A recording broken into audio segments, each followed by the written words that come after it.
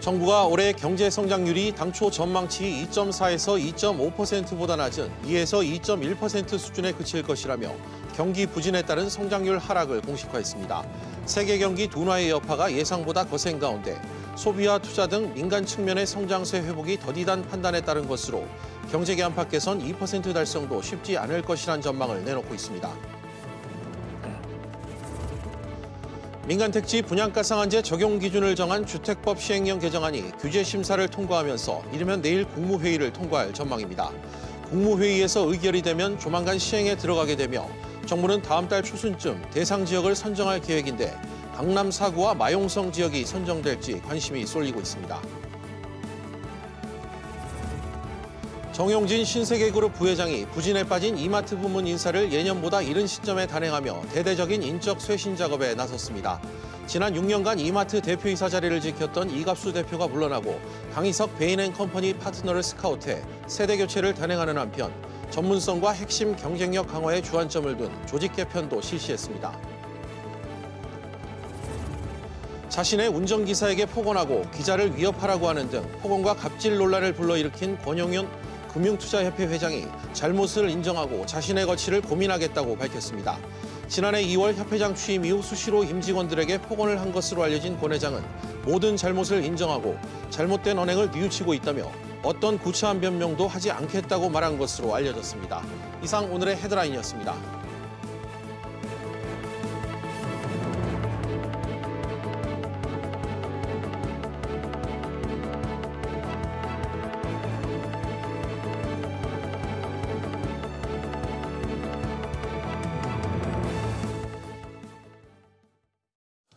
올해 정부의 경제 성장률 목표치는 2.4%인데 2.4%는 고사하고 2%도 힘들다는 전망이 나오고 있습니다. 정부는 마지노선인 2%대를 사수하겠다는 입장인데 어렵다는 관측이 지배적입니다. 첫 소식 정광윤 기자가 보도합니다. 미국을 방문 중인 홍남기 경제부총리가 올해 우리나라 경제 성장률이 국제통화기금 IMF와 경제협력개발기구 OECD 전망 수준이 되지 않을까 생각된다고 밝혔습니다. IMF와 OECD의 올해 한국 성장률 전망치는 각각 2%와 2.1%입니다. 올해 성장률 전망치인 2.4% 달성이 어렵다는 것을 시사한 겁니다. 주요 기관들도 우리나라의 올해 성장률 전망치를 하향 조정하고 있습니다. IMF가 2.6%에서 2%로, OECD가 2.4%에서 2.1%로 성장률 전망치를 내린 가운데 해외 투자은행 9곳은 지난달 말 기준으로 평균 1.9%를 제시했습니다. 정부는 2%대 성장률을 사수하기 위해 재정을 총력 투입한다는 방침이지만 미중 무역 갈등, 반도체 경기 침체 등 국내외 경제 여건을 감안하면 쉽지 않다는 전망이 우세합니다. 경제 여건이 별로 안 좋고 통화 정책이나 재정 정책을 사용하는 것도 한계가 있기 때문에 안 좋은 대외 환경과 더불어서 국내 성장률 2% 달성이 어려울 거라고 봅니다. 이런 가운데 오는 24일 발표되는 3분기 성장률이 0.6% 이하를 기록하면 사실상 올해 2% 성장률 달성은 힘들다는 게 중론입니다. SBS CNBC 정광윤입니다. 수출 마이너스 행진이 11개월 연속 이어질 가능성이 높아졌습니다. 어제까지 수출 집계 현황 자료에 따르면 이 업종별로는 반도체, 국가별로는 이 중국에 대한 수출 감소가 심화되고 있습니다. 이한나 기자가 보도합니다. 이번 달 20일까지 수출이 268억 달러로 1년 전 같은 기간보다 19.5% 줄어든 것으로 나타났습니다. 조업일수는 지난해 같은 기간보다 하루 적은 것을 감안해도 일평균 수출액은 13.5% 감소했습니다. 이로써 수출이 11개월 연속 마이너스를 기록할 가능성이 높아졌습니다. 가장 큰 요인은 우리 경제의 주력 산업인 반도체의 부진입니다. 주요 품목별 수출을 보면 반도체가 28.8% 감소했고 석유 제품과 승용차, 선박도 줄었습니다. 다만 삼성의 갤럭시 노트 10 등 신제품 출시 등에 힘입어 무선통신기기 수출이 44.8% 증가해 전체 수출 감소폭을 다소나마 줄였습니다. 국가별로는 중국 수출이 마이너스 20.2%를 기록했습니다. 일본, 미국과 유럽연합 수출도 감소했습니다. 우리의 제1 수출국인 중국의 지난 3분기 성장률이 27년 만에 최저치인 6.0%로 떨어진 상황입니다. 때문에 대중 수출 회복이 쉽지 않아 보입니다. 정부는 이번 달 남은 10일간 감소폭이 줄어들 것으로 기대하고 있습니다. 월말로 갈수록 수출액이 늘어나는 경향이 있는 만큼 10월 수출 실적은 좀 더 지켜봐야 할 것 같습니다. 이번 달에도 수출이 10% 이상 줄면 월간 수출은 넉 달 연속 두 자릿수 마이너스를 나타내게 됩니다. SBS CNBC 이한나입니다. SK하이닉스가 미세 공정을 이용해 최대 용량의 D램을 개발했다고 했습니다. 취재기자 연결해 자세한 내용 들어보겠습니다. 최나리 기자. 네, 최나리입니다. SK하이닉스가 메모리 반도체 생산의 이 미세 공정의 한계를 또다시 뛰어넘었다고요. 네, SK하이닉스가 3세대 10나노급 미세 공정을 적용해 16기가비트의 단일 칩 기준 최대 용량의 D램을 개발했습니다. 웨이퍼 한 장에서 생산되는 메모리 총 용량도 현존하는 D램 중 가장 크다는 것이 SK하이닉스의 설명입니다. SK하이닉스는 올해 안에 양산 준비를 마치고 내년부터 본격적으로 공급에 나설 방침입니다. 최 기자, 용량 외엔 또 어떤 특징이 있습니까? 네, SK하이닉스에 따르면 2세대 제품과 비교해 생산성은 약 27% 향상됐으며 데이터 전송 속도도 최고 수준까지 안정적으로 지원합니다. 전력 효율도 대폭 높여 동일 용량으로 비교했을 때 전력 소비는 절반 가까이 줄었습니다. 앞으로 SK하이닉스는 차세대 모바일 D램에도 3세대 10나노급 미세 공정 기술을 확대 적용할 방침입니다. 그렇군요. 또 이런 가운데 더욱 미세한 공정이 가능한 EUV용 전용 라인도 구축한다고요? 네, SK하이닉스는 내년 하반기 EUV 장비를 갖춘 생산 라인을 구축할 것으로 보입니다. 내년 글로벌 반도체 경기 회복이 예상되는 가운데 초소형, 고성능 메모리 반도체 수요에 대비하기 위한 움직임으로 풀이됩니다. SBS CNBC 최나리입니다. 다음 소식입니다. 윤석헌 금융감독원장이 해외금리 연계 파생 결합 상품 이 DLF 사태와 관련해 은행 책임론을 국감에서 언급했습니다. 역시 취재기자 연결해 들어보겠습니다. 신윤철 기자. 네, 신윤철입니다. 네, 윤석헌 금감원장이 이 국감 현장에서 은행들이 DLF 사태에 대해 책임이 있다 꼭 집어 언급을 했다던데 은행에 대해 도박을 한 것이라고 신랄하게 비판했다면서요? 네, 오늘 정무위원회 종합감사에 출석한 윤석헌 금융감독원장은 DLF 사태가 금융사가 도박을 한 것이라며 은행들을 강하게 비판했습니다. 국감에서 이번 DLF 사태가 은행 전체의 구조적 문제와 도덕적 해이가 원인이라는 비판이 많았는데요. 윤 원장도 이런 시각에서 DLF 판매와 기초자산, 상품 구조가 국가 경제에 도움이 되는 것은 하나도 없고 금융사가 갬블, 곧 도박을 만든 것이라며 책임을 져야 한다고 발언한 것입니다. 은행 책임론이 이 국감에서 부각된 만큼 이 피해자들의 배상 기대감도 좀 커지겠는데요. 네, 그렇습니다. 윤 원장은 DLF 사태는 은행 내부 통제의 취약성이 결정적이라고 밝혔는데요. 이를 감안해 배상의 기준을 은행 체계에 문제가 있었다는 관점에서 살피겠다고 말했습니다. 오후에 증인으로 출석한 함영주 하나금융그룹 부회장과 정채봉 우리은행 부행장 등도 피해 고객들에게 사과하고 금감원의 분쟁조정위원회 결정에 전적으로 따르겠다고 말했는데요. 이러한 점들을 고려하면 피해자들이 받을 수 있는 피해 배상의 규모가 늘어날 수도 있다는 전망이 나옵니다. 신 기자, 하나은행이 DLF 자료를 삭제했다는 의혹도 제기됐다고요? 네, 그렇습니다. 오늘 국감에 출석한 김동성 금감원 은행 담당 부원장부는 DLF 전수 점검을 한 결과가 있는 자료가 지성규 하나은행장의 지시로 삭제됐다며 이를 고의로 은닉한 것으로 판단하고 있다고 말한 건데요. 김 부원장부는 이 자료가 손해배상 문제와 관련된 중요한 내부 자료라고 덧붙였습니다. 이에 대해 하나은행 측은 현황 파악과 내부 참고용으로 보관할 필요가 없어 삭제한 것이고 검사 계획이 나오기 전에 이뤄진 것이라고 해명했습니다. 네, 국감 소식 하나 더 짚어보죠. 오늘 국회 환노위 고용노동부에 대한 국감도 진행 중인데 주 52시간 제도 이 보완책 관련 내용이 언급됐다고요?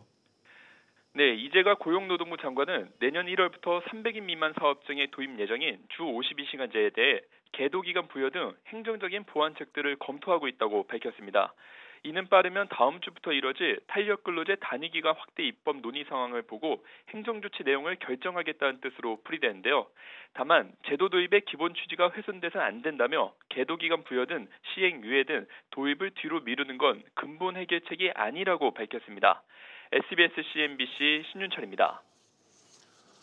권용원 금융투자협회장이 홍보 직원에게 기자를 위협하라는 발언을 서슴지 않게 한 것으로 드러났습니다. 권 회장은 또 직원들에게 폭언과 갑질을 수시로 한 사실이 드러나면서 논란이 커지고 있는데요. 취재기자 연결해 들어보겠습니다. 김성현 기자, 권 회장이 구체적으로 어떤 폭언과 갑질을 한 겁니까? 네, 지난해 2월 취임한 권용원 금투협회장은 최근 한 언론에 공개된 녹취록에서 홍보 담당 직원에게 일이 잘못될 경우 기자들을 위협하라며 조언을 한 것으로 드러났습니다. 운전기사와 직원들에게 수시로 갑질을 한 것으로 나타났는데요. 자신의 운전기사에게 면박을 주는 등 폭언을 서슴지 않게 한 것으로 밝혀졌습니다. 또 회사 임직원과 함께한 술자리에서는 여성을 성적으로 대상화하는 듯한 성희롱 발언도 한 것으로 드러났습니다. 김 기자, 권 회장은 이에 대해 어떤 입장을 밝혔습니까? 네, 권 회장은 오늘 오전 사과문을 통해 기자와 여성, 운전기사를 포함한 협회 임직원들에게 머리 숙여 깊이 사과한다는 뜻을 밝혔는데요. 그러면서 이번 사안을 매우 엄중하게 받아들이며 어떤 구차한 변명도 하지 않겠다고 덧붙였습니다. 거치 문제에 대해서도 관계되는 많은 분들의 의견과 뜻을 구해 결정하겠다고 언급해 구체적으로 정해지지 않았다는 뜻을 내비쳤습니다. 그러면서 조직이 빨리 안정을 되찾아 중요하고 시급한 현안들이 중단 없이 추진되기를 희망한다고 밝혔습니다. SBS CNBC 김상현입니다. 황창규 KT 회장의 임기가 내년 3월을 끝남에 따라 이 차기 회장 선임 절차가 속도를 내고 있습니다. 외부 회장 공모가 시작됐다고 하는데요. 취재기자 연결합니다. 정윤영 기자. 네, 정윤영입니다. 네, KT가 차기 회장 후보 외부 모집을 시작한다고요. 네, KT 이사회사나 지배구조위원회는 회장 후보자군 구성을 위한 외부 공모를 시작한다고 밝혔습니다. 접수 기간은 오는 23일부터 다음 달 5일까지입니다. 앞서 지난 6월부터는 사내에서 회장 후보군을 구성해 교육과 심사를 진행 중입니다. 사내 후보군은 KT 또는 그룹사 대직 2년 이상이면서 KT 직급 기준 부사장 이상이 대상입니다. 유력 후보로는 구현모 커스터머 앤 미디어 부문장, 오성목 네트워크 부문장, 이동면 미래 플랫폼 사업 부문장 등이 거론되고 있습니다. 정 기자, 향후 차기 회장 선임 절차 어떻게 됩니까? 네, 사회 후보에 대한 공모가 마감되면 지배구조위가 사내외 회장 후보군에 대한 심사를 진행할 예정입니다. 이어 11월 말에서 12월 초쯤 회장 후보 심사위원회가 추려진 후보들을 심사하고 이후 이사회를 거쳐 최종 1명의 후보가 확정됩니다. 최종 후보는 마지막으로 내년 3월 주주총회를 통해 회장으로 선임됩니다.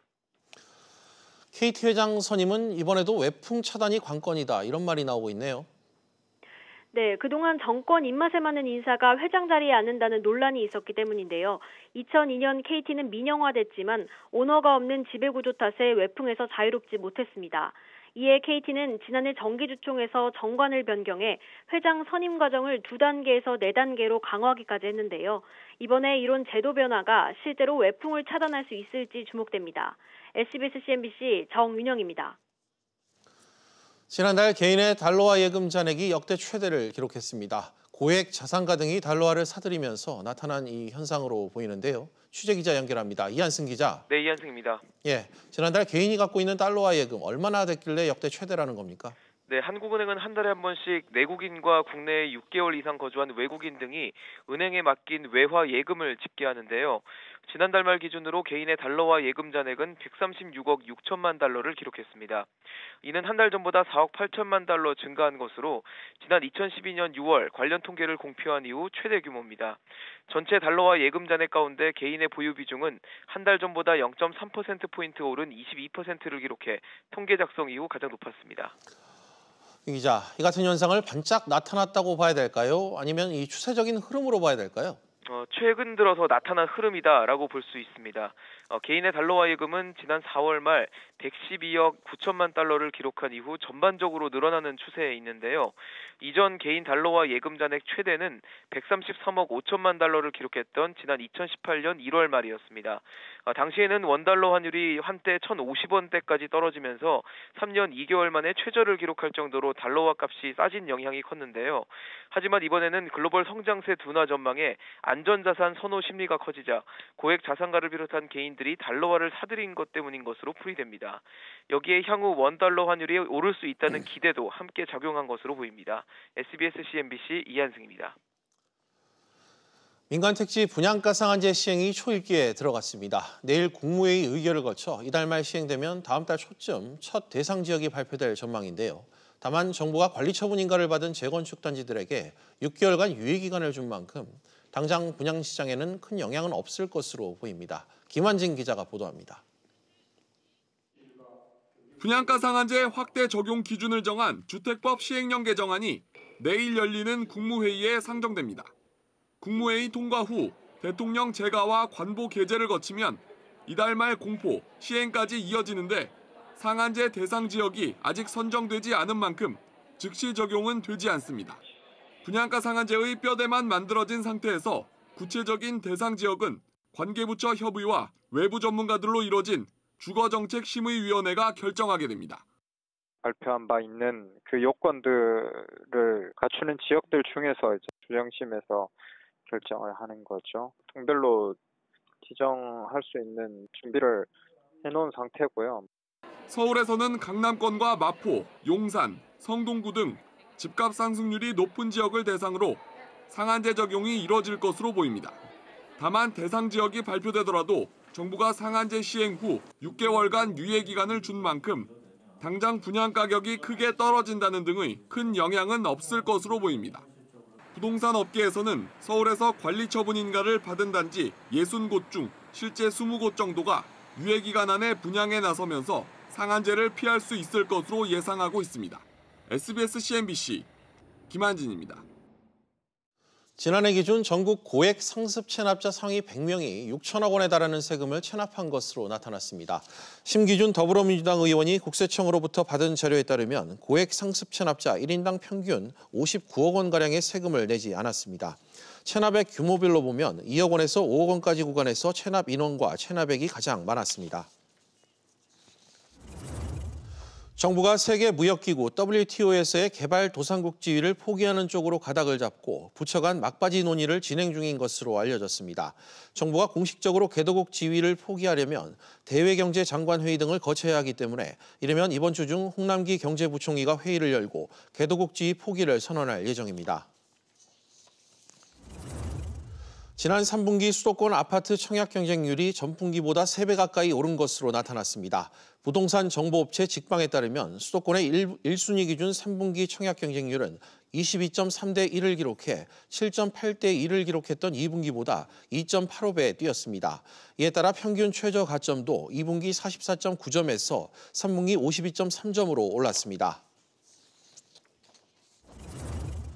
김현미 국토교통부 장관이 이번 달 안에 1기와 2기, 3기 신도시를 아우르는 교통대책을 내놓겠다고 밝혔습니다.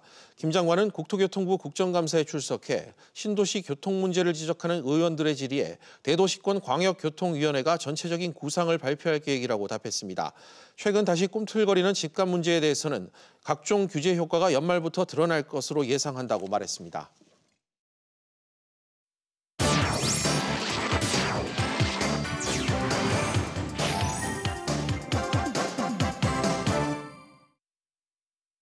주요 이슈를 체크해보는 시간, 이슈체크 오늘입니다. 그럼 먼저 첫 번째 이슈부터 보도록 하겠습니다. 화면 보시죠. 일왕 즉위식 한일 관계 전환점. 이낙연 국무총리가 내일 2박 3일 일정으로 일본을 찾습니다. 이 총리의 방일을 계기로 한일 관계의 전환점이 마련될지 관심이 쏠리고 있는데요. 취재 기자와 좀 더 자세히 짚어보겠습니다. 권세욱 기자 나와 있습니다. 권 기자, 네. 이 총리가 내일 일본에 가는 이유 먼저 좀 짚어볼까요? 네, 이낙연 총리는 내일 열리는 나루히토 일왕의 즉위식에 참석하기 위해 일본에 갑니다. 이어 다음 날인 23일에는 아베 신조 총리가 주최를 하는 연회에 참석을 합니다. 일정 마지막 날인 24일에는 아베 총리와 단독 회담을 가질 예정입니다. 이를 계기로 양국 정상회담 개최 가능성이 제기되기 시작했습니다. 일본 요미우리 신문은 한국 정부가 다음 달 한일 정상회담을 추진을 하고 있다고 보도했는데요. 시기상 다음 달 23일 효력을 잃는 군사정보 보호협정, 지소미아 종료 전에 해법을 찾기 위해서 양국 정상이 만날 가능성이 높은 것으로 보고 있습니다. 청와대 측은 이 총리와 아베 총리의 면담 결과를 지켜봐야 한다는 입장입니다. 네, 이낙연 총리 이번 방일로 양국 관계 회복에 좀 전환점이 마련될까요? 네, 기대가 큰 상황인데요. 관심은 이낙연 총리가 가져갈 것으로 관측이 되고 있는 문재인 대통령의 친서에 어떤 내용이 담길지 모아지고 있습니다. 예. 이 총리는 최근 일본 언론과의 인터뷰를 통해서 두 나라가 미래지향적 관계로 가기 위한 제안이 친서에 담길 것임을 시사했는데요. 들어보시죠. 양국 정상이 직접 만나가지고 빠른 시일 내에 정상회담을 개최하고 이것을 통해서 지금 현안인 강제징용 해법을 도출한다는 데 합의하는 그런 정도의 성과를 거둘 수 있다면 큰 그 성과라 볼 수 있다. 이렇게. 네, 일본의 이 수출 규제는 지금도 계속 이어지는 것 같은데 이 규제 품목에 대한 국산화 작업 현재 어떤 상황입니까? 네, 업계에 따르면 지난 8월에 이어서 지난달까지 2달 연속으로 일본산 불화수소 수입이 전혀 이루어지지 않고 있습니다. 이런 가운데 삼성전자와 SK하이닉스 그리고 LG디스플레이 등 대기업들은 소재 국산화에 성공하며 자립 속도를 올리고 있습니다. 하지만 일본 수출 규제 조치가 넉 달째 돼가고 있고 일본 정부의 추가 규제 가능성이 여전해서 기업들은 불안감이 큰 상황입니다. 관련된 발언 들어보시죠. 방일과 아베 총리와의 면담 이런 걸 감안해 볼 때 올해가 가기 전에 한일 양국 간의 원만한 대화로 이 사안이 종결이 돼야 내년을 준비하는 기업들이 불확실성이 거쳐지는 게 아닌가. 네, 공 기자 잘 들었습니다. 그럼 다음 이슈로 넘어가겠습니다. 두 번째 이슈입니다. 분양가 상한제 시행 초읽기. 민간 택지 분양가 상한제의 뼈대는 만들어졌고 남은 건 실제 어느 지역이 타깃이 될 거냐 이 부분일 텐데요. 앞서 김한진 기자 리포트에서 언급됐지만 서울 강남 또 이른바 마용성 등 집값 급등 지역이 지정될 가능성이 상당히 크다고 합니다. 황인표 기자와 좀 더 자세히 들여다보겠습니다. 황 기자, 네. 정부가 앞서 동 단위로 핀셋 지정을 하겠다 이렇게 밝혔는데 현재 유력한 지역이 좀 거론되고 있죠? 네, 그 뭐 서울 중심 한강변에 있는 자치구라든지 네. 부동산 값이 들썩일 때마다 가장 먼저 이 부동산 값이 움직이는 그런 지역들이 분양가 상한제 대상 지역이 될 것 같은데요. 먼저 이제 보시면은 강동구를 포함해서 이 강남과 송파, 서초 등 소위 강남 사구와 함께 이 정부가 지난주에 공인중개사를 대상으로 이상 거래를 합동 조소한 마포와 용산 그리고 맞닿아 있는 성동구까지 대상이 될 것으로 보입니다. 경우에 따라서는 재건축 추진 아파트가 많이 밀집해 있는 영등포구 여의도 그리고 양천구 목동 등도 이 상한제 적용 대상이 될 것으로 예상되고 있습니다. 그렇군요. 정부가 지금 일단 상한제 토대는 만들었고 시행은 6개월 유예를 했지 않습니까? 네. 혜택을 받는 이 재건축 단지가 좀 있을까요? 가장 대표적인 것이 이제 강동 둔촌 주공 아파트 단지인데요. 이 재건축이 되면 이 아파트 한 단지만 12,000가구로 우리나라 최대 규모의 아파트 단지가 되는데 5,000가구 정도가 유예 기간 중에 일반 분양될 예정입니다. 네. 현재 철거가 진행되고 있어 내년 4월 말 전에 이제 분양이 가능할 전망인데요. 이 반대로 유예 기간이 남해 얘기가 된 그런 재건축 단지도 있습니다. 강남권에다가 한강변의 대표적인 재건축 단지 중 하나였던 그 반포 1단지의 경우 조합원 간 분쟁과 이 단지 내에 땅을 놓고 LH와의 소송전이 시작될 것으로 예상되면서 이 6개월 안에 이주와 철거 그리고 분양까지 한꺼번에 이뤄지기 어려울 것으로 예상되고 있습니다. 이 후분양을 검토 중인 것으로 알려진 서초구 신반포 15차, 송파구에 있는 그 잠실 미성, 크로바 등도 마찬가지로 상한제 적용을 피할 수 없을 것으로 보입니다. 홍 기자, 그런데 이 상한제를 피한다고 해서 조합 등 이 시행사가 이 분양가를 마음대로 정할 수 있는 건 아니라면서요? 그렇습니다. 그 선분양을 하게 되면 기존처럼 허그, 즉 주택도시보증공사의 이제 분양가 통제를 받아야 되는데요. 주변 분양가보다 크게 높지 못하게 분양가를 통제하고 있다 보니까 이 재건축 조합의 불만이 많은 그런 상황입니다.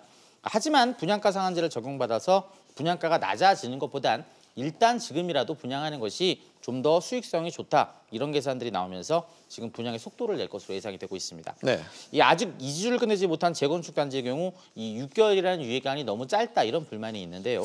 이에 대해서 그 6개월간을 더 늘려달라 이런 주장이 많이 나오고 있지만 이 국토부 관계자는 이에 대해서 검토하고 있지 않다고 밝혔습니다. 네, 황 기자 잘 들었습니다. 네, 계속해서 다음 이슈로 넘어가겠습니다. 세 번째 이슈입니다.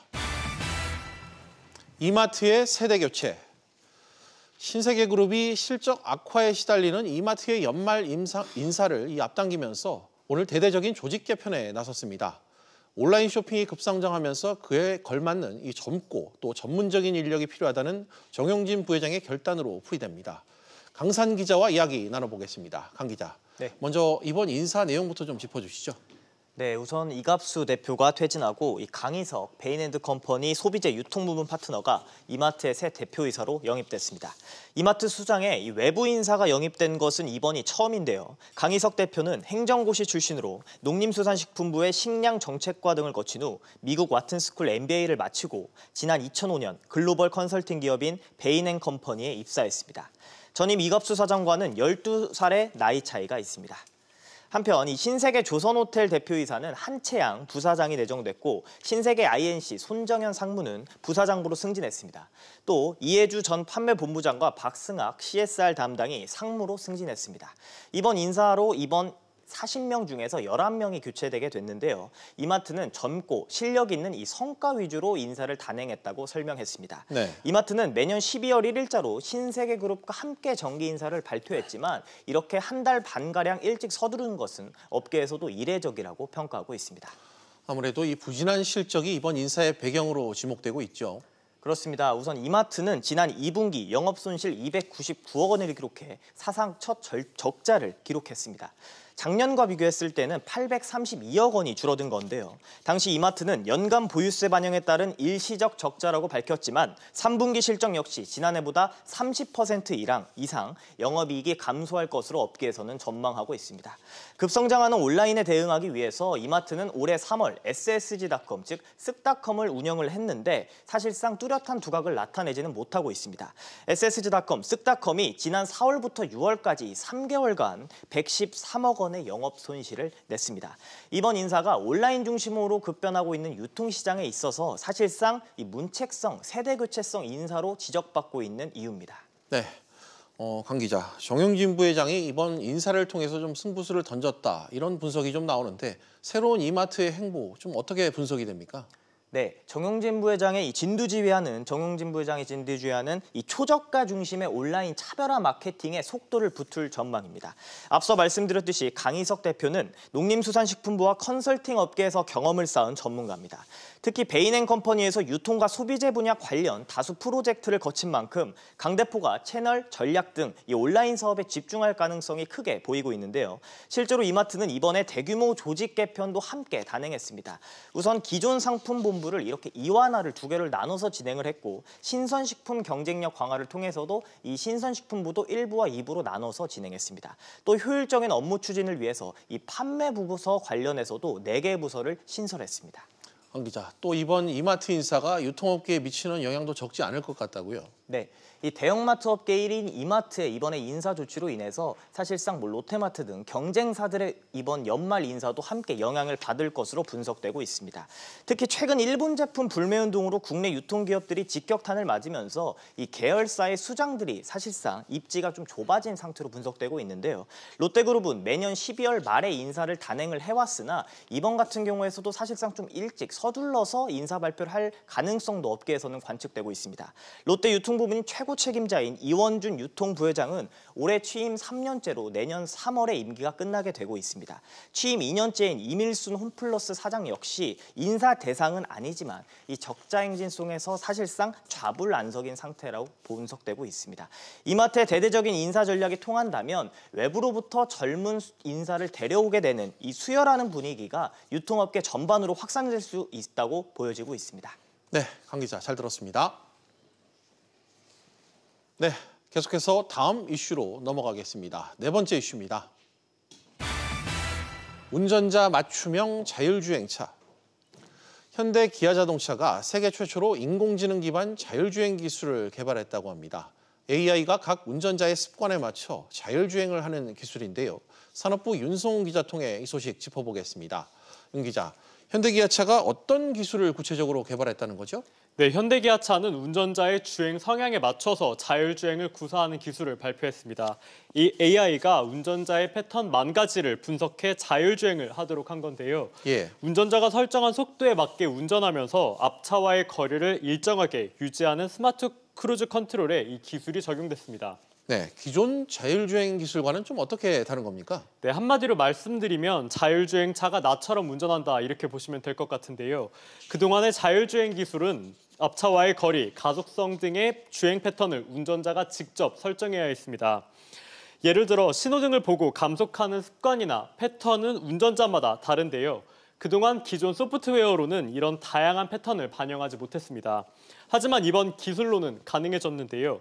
비유를 하자면 이 기술을 적용한 차에 자녀가 동승하고 있다면 부모가 운전하는 차인지 자율주행차가 운전하는 차인지 구분하기 어려울 정도가 될 수 있습니다. 그런데 윤 기자, 이번에 개발된 이 자율주행 기술 어느 정도 수준의 단계에 좀 오른 건가요? 네, 먼저 자율주행 기술 단계부터 설명을 좀 드리겠습니다. 예. 자율주행 기술은 0단계부터 완전 자율주행 단계인 5단계까지 모두 6단계로 나눠져 있는데요. 이번 기술 개발에 따라 현대기아차의 자율주행 기술 수준이 보조주행과 부분 자율주행의 중간 단계까지 올랐다고 보시면 됩니다. 2.5단계 수준의 기술이라고 보시면 될 것 같습니다. 현대차그룹은 이 기술에 대한 특허를 국내와 미국, 중국에 출원했습니다. 현대기아차 자율주행 개발센터 관계자는 자율주행 기술 개발에 필수적인 인공지능 분야에서 업계 선두권의 기술력을 확보했다는 데 의미가 있다고 설명했습니다. 그렇군요. 윤 기자, 그럼 이번에 개발된 이 기술 언제부터 좀 적용될까요? 네, 현대차그룹은 이 기술을 신차에 선별적으로 적용할 예정이라고 밝혔습니다. 하지만 어느 모델부터 적용할지는 구체적으로 정해지지 않았다고 밝혔는데요. 현대차그룹이 이번 기술 개발을 통해 그동안 뒤처진 자율주행 기술 수준을 끌어올렸다는 평가가 나옵니다. 전문가 평가 들어보시겠습니다. 우리가 자율주행차가 선진국 대비해서 3년에서 4년 정도 뒤져 있는데 우선적으로 인공지능을 넣어서 좀 더 접근해 가고 있다는 거, 특화시키는 데도 시작점으로서 의미가 크다고 볼 수가 있습니다. 네, 윤 기자 잘 들었습니다. 네, 이제 마지막 이슈 확인해 보겠습니다. 화면 보시죠. 갤럭시 S10 보안은 언제쯤? 지문인식 오류로 인한 삼성전자 갤럭시 S10 시리즈에 대한 보안 불안감이 좀처럼 수그러들지 않고 있습니다. 삼성 측이 소프트웨어 업데이트를 진행하기로 했지만 아직 원인이 확실히 밝혀지지 않아 상황이 유동적이라고 하는데요.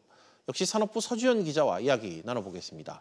서 기자, 소비자들이 우려하는 이 가장 큰 이유, 아무래도 금융불안 이유가 가장 크겠죠. 그렇습니다. 이 삼성페이나 각종 카드, 모바일 결제, 모바일 뱅킹 등의 지문과 같은 생체 인식이 널리 쓰이고 있기 때문인데요. 어제에 따르면 KB카드, NH농협 등 대다수 은행과 카드사가 자사 홈페이지 등을 통해서 고객들에게 주의를 전달했습니다. 삼성전자의 갤럭시 10 시리즈의 미등록 지문 인증 사례를 지적을 했고요. 지문 인증을 끄고 기존의 비밀번호 등 다른 인증 수단을 이용해달라라고 당부를 했습니다. 네, 삼성전자가 지금 이 대안으로 소프트웨어 업데이트를 제시했는데 언제쯤 되는 건가요? 네, 삼성전자는 지문 인식 오류를 시정하기 위해서 소프트웨어 업데이트를 진행하겠다는 방침인데요. 오늘 오전 확인해 본 결과 아직 정확한 날짜는 정해지지 않았습니다. 다만 이번 주 중에 업데이트를 시작한다는 입장입니다. 네, 왜 이런 문제가 좀 발생했는지 궁금한데 어떻게 좀 보완한다는 얘기입니까? 네, 삼성전자는 이 실리콘 덮개의 돌기 패턴이 지문으로 잘못 인식돼서 잠금이 풀리는 오류, 이렇게 설명을 했습니다. 전문가들은 이를 시정하기 위해 지문 인식의 정확도를 높이는 소프트웨어 업데이트가 이뤄질 것으로 예상을 하고 있는데요. 하지만 일부에서는 지문 인식 방식 자체에 문제가 있을 가능성도 배제하지 않고 있습니다. 지금까지 지문 인식 방식은 광학식입니다. 손가락을 대면 빛으로 일종의 사진을 찍어서 지문을 인식하는 방식인데요. 이번에 문제가 된 것은 새로 개발된 기술로 초음파가 지문의 굴곡을 읽는 방식입니다. 사진이 평면 2차원이라면 이 방식은 3차원이라고 할 수 있는데 그래서 보안성이 더 높다라고 평가를 받았습니다. 그런데 이 기술이 실리콘 덮개 앞에서는 무용지물이 된 겁니다. 네, 서 기자. 그런데 이 소프트웨어 교체로 과연 이 문제가 해결이 될까요? 네, 한마디로 말씀드리자면 아직 알 수 없습니다. 일단 급하게 진행되는 소프트웨어 패치에서 지문 인식률이 낮아질 우려가 나오고 있는데요. 예. 하지만 인식률을 높이기 위해서 인식 범위를 줄이면 또 다른 문제가 발생할 수 있습니다. 즉 지문 인식률과 속도가 낮아져서 소비자들의 불만이 나올 수 있다는 겁니다. 그런데 만약에 단순한 소프트웨어 문제가 아니라면 상황이 더 심각해집니다. 전문가 얘기 들어보시죠. 만약에 패치 업데이트를 했는데도 문제가 반복해서 생긴다 그러면 이 얘기는 결국 센서가 내장된 디스플레이 자체를 교체해야 된다는 의미고요. 그러면 예전에 어떤 배터리 게이트만큼의 타격이 있을 걸로 생각이 됩니다. 네, 몇 년 전이죠. 이 배터리 문제가 생겼을 때도 처음에는 배터리만 교환하면 된다. 그랬다가 이제 나중에는 폰 전체를 회수하는 그런 상황이 벌어지면서 삼성이 한동안 큰 타격을 입었었습니다. 그렇군요. 한편 이 삼성전자의 이번 대처에 대해서 소비자들의 비판도 계속되고 있다고요? 네, 일부 소비자들은 삼성전자가 이미 문제를 인식하고도 사용자들에게 위험 안내를 하지 않았다면서 비판의 목소리를 높이고 있습니다. 이미 지난달 외신 보도 등을 통해서 관련 문제가 발생했음에도 적절한 대응을 하지 않았다는 건데요. 예. 한 달 가까운 시간 동안 소비자들을 금융사고 또 개인정보 유출 등의 위험에 방치했다라는 지적입니다. 이런 비판이 고조될 것이냐 아니면 이번 일단락 될 것이냐라는 부분은 이번 주 중에 삼성이 배포할 소프트웨어의 성능과 실효성에 달려 있다고 볼 수 있겠습니다. 네, 서 기자 잘 들었습니다. 비지 플러스 계속해서 집중 진단으로 이어가겠습니다. 집중 진단은 시청자 여러분들도 유료 문자 100원으로 의견 보내주시면 실시간 선택에 참여하실 수 있습니다. 샵 3698번으로 많은 참여 부탁드리겠습니다.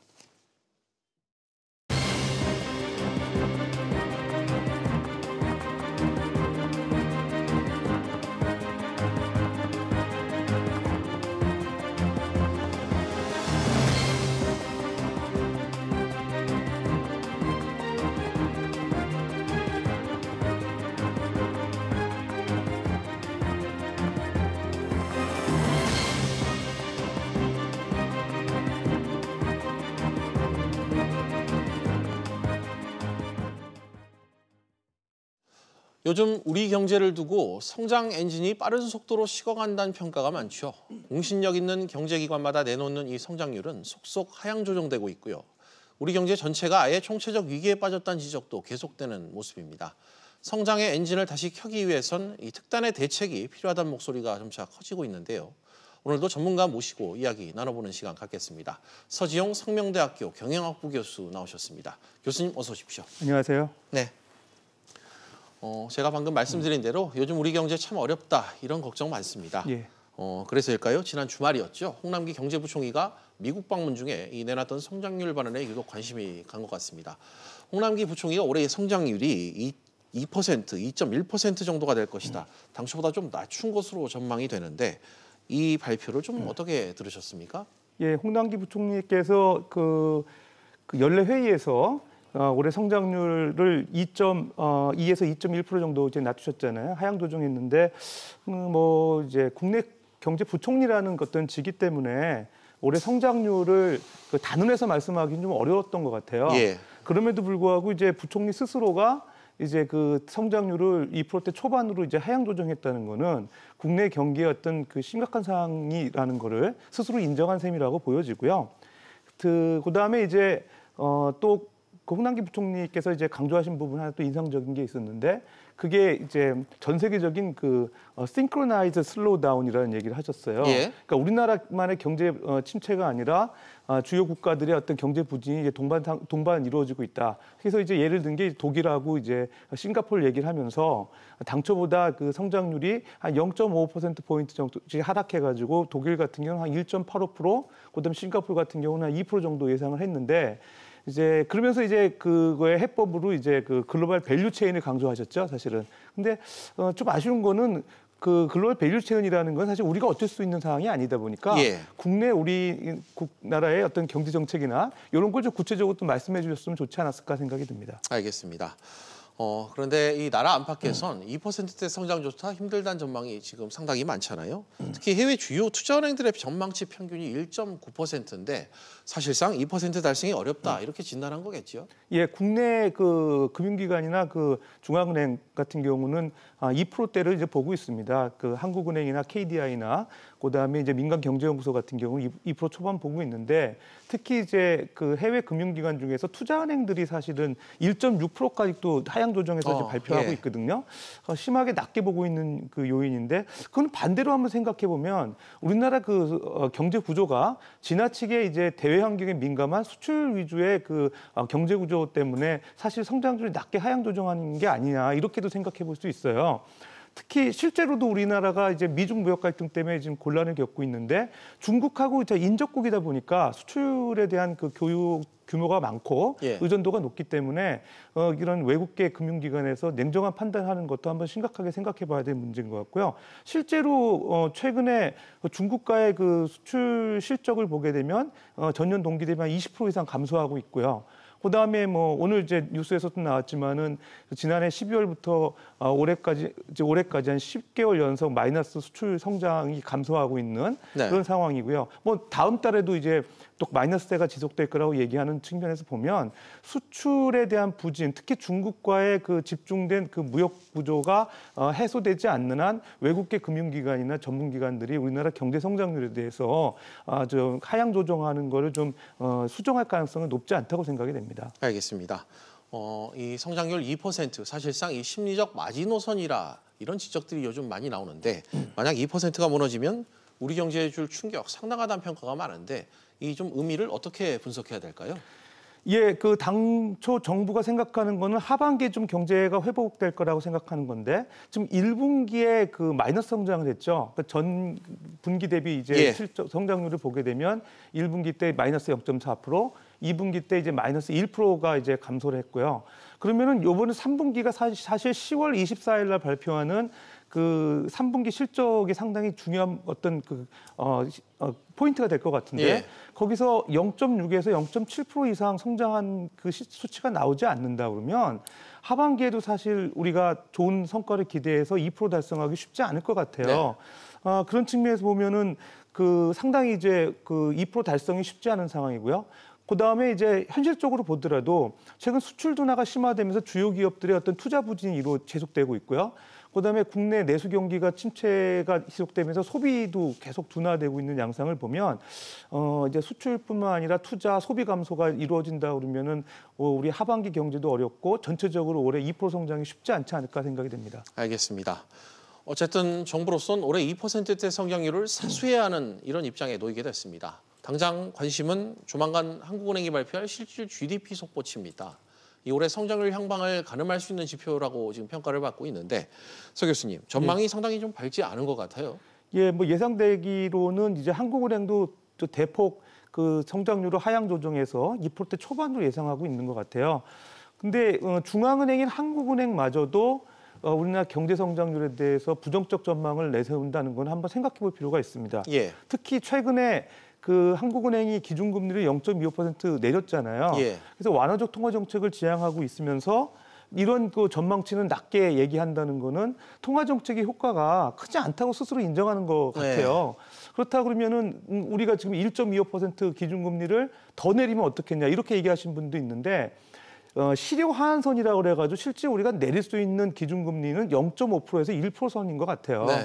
그렇다고 하면은 앞으로 한 2-3번 정도 금리를 더 내릴 수 있을 건데 근데 문제는 이제 미국의 연준에서 금리를 어느 정도 내려주느냐가 또 관건일 것 같습니다. 예. 예상컨대 그 연준이 하반기에 한두 번 정도밖에 그 기준금리 내리지 않는다고 봤을 때 우리가 이제 추가적으로 기준금리 2-3차례, 맥시멈 3차례까지 내리기는 쉽지 않을 것 같고요. 그렇다면 통화정책의 효력도 기대하기 어렵다고 보면 상당히 이제 하반기의 경제정책에 대한 측면에서 재정정책 외에는 기대할 게 없지 않나 생각이 들고 다만 이제 그 일부에서는요. 미국이 그러면은 기존의 2008년 글로벌 금융위기 이후에 그 소위 말해서 양적 완화 정책을 써가지고 좀 효과를 보지 않았느냐 이렇게 얘기하시는 분도 있어요. 예. 양적 완화라는 건 우리가 그 비전통적인 통화 정책으로 인해 가지고 정부가 중앙은행이 사실 발권력을 갖고 있기 때문에 그 화폐를 찍어가지고 시중에 국채를 매입하면서 통화량을 제공하는 그런 정책이잖아요. 예. 근데 우리나라는 특수하게 이제 또 그 부동산 경기가 움직이면서 부동산 가격이 오를 가능성이 있기 때문에 그마저도 쉽지 않다고 보면 사실 통화 정책의 한계가 온 거고 이제 앞으로 생각해 볼 거는 정부의 합리적인 재정 정책에 기대해봐야 되지 않을까 생각이 됩니다. 네. 이런 가운데 또 한은에서는 의미 있는 보고서를 하나 내놨습니다. 올해 성장률 둔화의 주요 원인이 이 미중 무역 분쟁이었다. 이런 분석 자료가 나왔었는데 한국은행 추산에 따르면 0.4%포인트나 이게 되더라고요. 이거 어떻게 보시나요? 그렇습니다. 이게 지금 말씀하신 대로 상당히 그 성장률의 주요 하락 원인을 미중 무역 갈등에서 찾고 있죠. 예. 미중 무역 갈등에서 특히 미국과 중국이 우리나라 주요 그 수출 이해관계국이기 때문에 그렇습니다. 중국 같은 경우는 우리나라 전체 수출 비중의 한 27% 정도 차지하고요. 예. 그다음 미국 같은 경우도 그 규모는 6% 정도로 크지 않지만 상대적으로 우리나라에 미치는 어떤 그런 통상 여건에 미치는 영향이 크다고 봤을 때 우리가 그 직접적인 이해관계자라는 게 상당히 영향이 크죠. 특히 이제 그 최근에 우리나라 그 원달러 환율이 많이 이제 가치가 떨어지면서 원달러 환율이 올라갔잖아요. 그럼 어떤 분들은 수출이 좀 많이 되는 거 아니냐, 여건이 좋아진 거 아니냐 이렇게 얘기도 하지만 오히려 우리나라의 원달러 환율만 올라간 게 아니고요. 지금 달러 대비 위안화 환율도 많이 올라가가지고 가격 경쟁력에서 상당히 그 우위를 점하고 있다고 볼 수가 없어요. 그러면은 오히려 사실은 그 수출 경쟁력 측면에서 가격이 떨어지면 물량이 많이 수출되는 순기능이 있는데 오히려 전 세계적으로 경제가 침체되면서 수출 수요가 감소하고 있는 상황에서 중국하고 우리나라의 그 환율이 이제 평가절하되고 있어가지고 가격 경쟁력에서 우리나라가 우위를 못 점하고 있다고 보면 그 원달러 환율이 상승하는 요인이 크게 수출에 도움이 안 됐다고 보는 거죠. 결과적으로 중국의 어떤 그 미국으로 인한 관세에 대한 그 규제 이런 것들이 그 국내 사실 경제 상황에 상당히 부정적 영향을 주고 있다 생각이 됩니다. 알겠습니다. 최근에 이 환율 상승은 나라 밖의 여건을 고려했을 때 우리나라의 수출 경쟁력 개선으로는 이어지지 않았다. 이런 지적을 좀 해주신 것 같습니다. 미중 간의 취한 이 관세 인상 조치가 상당 부분 좀 이어질 것 같은데 그렇게 되면 우리 경제도 좀 불확실성을 계속해서 안고 갈 것 같습니다. 이런 가운데 또 하나의 대외 요인이 우리 경제를 지금 압박하고 있는데요. 영국의 유럽연합 탈퇴죠. 바로 브렉시트입니다. 서 교수님, 현재로서는 이 브렉시트 가능성을 좀 어떻게 보고 계세요? 일단 보리스 존슨 그 영국 총리가 공식적으로는 EU와의 합의안을 이제 그 영국 의회에서 채택이 안 되다 보니까 그 연기를 이제 요청을 했죠.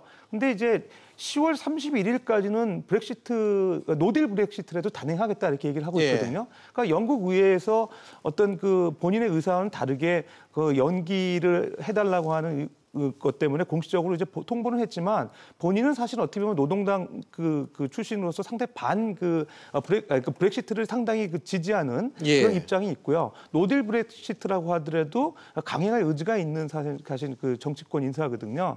그렇다고 그러면은 현재적으로는 이제 표면적으로 드러난 거는 이제 연기 가능성이 높고요. 그다음에 두 번째 가능성은 이제 존슨 합의안이 이제 채택될 가능성. 그다음에 세 번째가 사실은 이제 노딜 브렉시트가 단행될 가능성이거든요. 근데 노딜 브렉시트가 단행될 경우에는 사실 하드랜딩할 가능성이 있어가지고 여러 가지로 이제 그 부담이 크죠. 일단 영국이 관세 동맹에서 벗어나게 되면은 관세 혜택에서 사실 제외가 되면서 WTO하고 사실은 별도로 이제 무역 그 협의안을 체결을 해야 될 때 관세 혜택이 없어지게 되면 수출 실적에 상당히 부정적 영향을 받을 수 있고요. 근데 중장기적으로 보더라도 그 노동력이 줄어들면서 결과적으로 경제를 성장을 견인할 수 있는 그런 인력들이 줄게 되고요. 그다음에 실제적으로 또 북아일랜드 지금 민주연합당이 반대하고 있죠. 사실은 북아일랜드 같은 경우는 지금 영국령이고요. 아일랜드는 EU의 회원국이고요. 그 사이에 사실은 통관 절차를 이제 강화하는 소위 말해서 하드보더가 이제 강화될 거라는 것 때문에 반대하고 있죠. 이런 부정적 여파를 감안한다고 했을 때는 사실은 그 하드 이제 브렉시트보다는 연기안, 그다음에 이제 존슨안 받아들여지는 거 그런 게 더 가능성이 높다고 보여집니다. 일단은. 알겠습니다. 이 브렉시트 문제가 세계 경제에 또 다른 이 불안 요인으로 계속 작용할지 좀 더 지켜봐야 되겠습니다. 끝으로 이 수출 의존도가 상당히 높은 우리 경제에 지금 적자는 이 외부 부담 요인이 상당히 좀 많이 있는 것 같은데 우리 경제가 좀 이렇게 대내외 악재로 저성장 국면에 접어들고 있는 이 현실에서 어느 때보다 좀 정부의 꼼꼼한 현실 진단이 좀 필요한 것 같습니다. 앞서 이 통화 정책의 효용성, 한계를 좀 지적을 해주셨는데 어떤 정책이 좀 필요할지 마지막으로 한 말씀 부탁드립니다. 재정 정책이 중요할 것 같고요. 그럼에도 이제 그 완화적 통화 스탠스를 계속 통화 정책을 유지하면서 선별적 재정 정책이 필요할 것 같고요. 그다음에 중요한 거는 이제 고위험 수출 시장 다변화 정책을 좀 지향을 해야 될 것 같습니다. 쉽게 얘기하면 지금 중국 경제에 너무 수출을 의존하는 그런 시스템으로는 대외 여건이 내년에도 개선될 가능성이 보이지 않고요.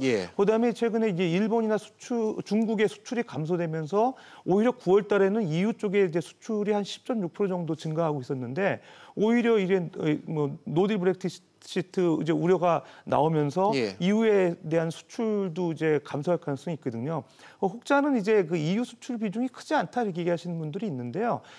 중국에 대한 그 수출 규모가 한 1,600억 불 정도 되고 네. 거기에 한 38% 정도 되는 한 600억 불 정도가 EU 수출 비중이 우리나라가 차지하고 있어요.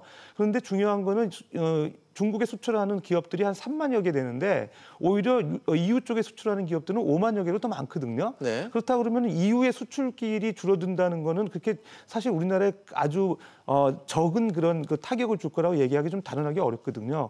그렇다 그러면은 이제 그 중국이나 이런 그 수출 시장에 의존하는 거를 좀 다변화하는 쪽에 정부가 이제 무역금융 지원을 좀 활성화해야 될 필요가 있고요. 그다음에 내수 경제를 좀 살려야 될 필요가 있습니다. 내수 경제라고 하면은 지금 최근에 이런 저신용자에 대한 금융 지원을 강화하겠다 그래가지고 오늘 뭐 이런 뉴스나 이런 쪽 보더라도 뭐 햇살론 17에 대한 그 이제 규모를 이제 늘리겠다, 2배로 확대하겠다 얘기를 하는데 예. 문제는 이제 금리가 너무 이제 높다는 거죠. 지금 보면 17.9% 단일 금리인데 이제 그 신용보증기금의 어떤 신용 보강을 통해서라도 조금 금리를 낮춰서 서민금융답게 금리를 좀 현실화시키는 게 중요한 그 포인트가 아닌가 생각이 됩니다. 알겠습니다. 오늘 말씀 여기까지 듣도록 하겠습니다. 서 교수님 오늘 나와주셔서 고맙습니다. 감사합니다.